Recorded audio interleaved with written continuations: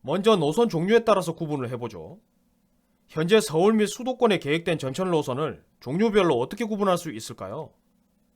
전철 노선의 종류는 크게 고속전철과 일반 전철로 구분할 수 있습니다.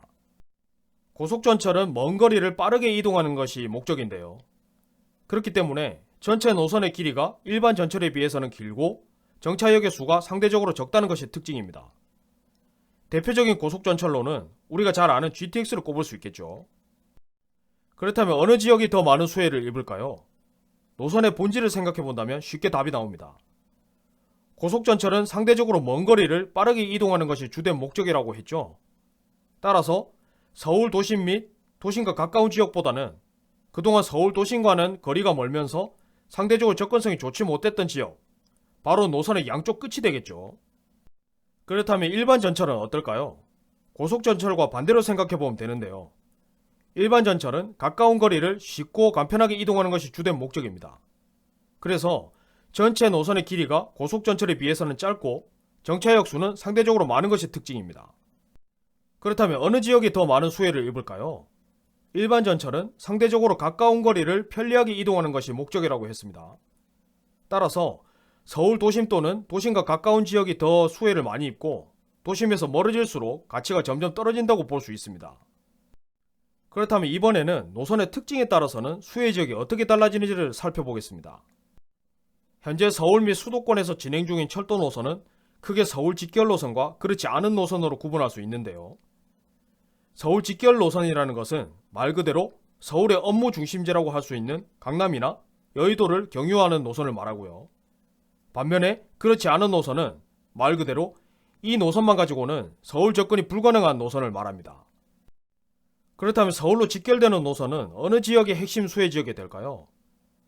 서울로 직결되는 노선은 앞서 이야기한 고속전철과 일반 전철의 차이점을 그대로 적용하면 됩니다.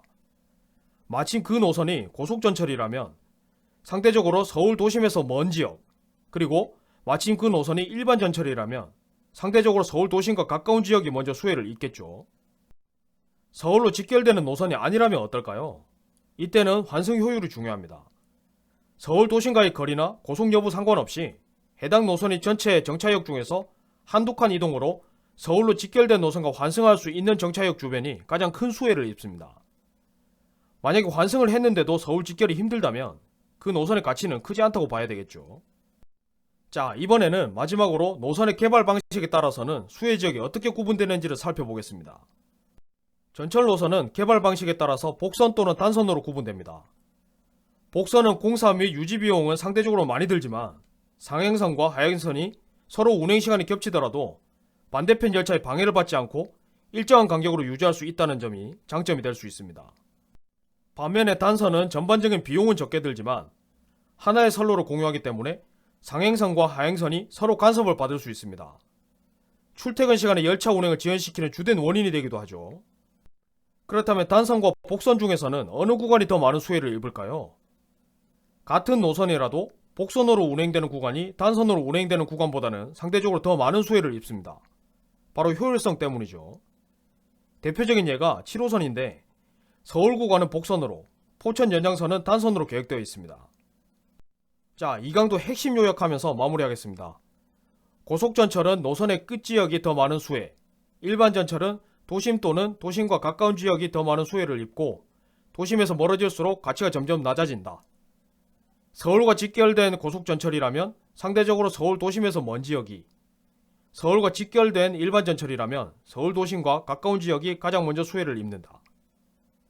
비직결 노선이라면 서울 도심과의 거리, 고속 여부 상관없이 해당 노선의 전체 정차역 중에서 한두 개 정차역 이동으로 서울 직결 노선과 환승할 수 있는 정차역 주변이 가장 먼저 수혜를 입는다.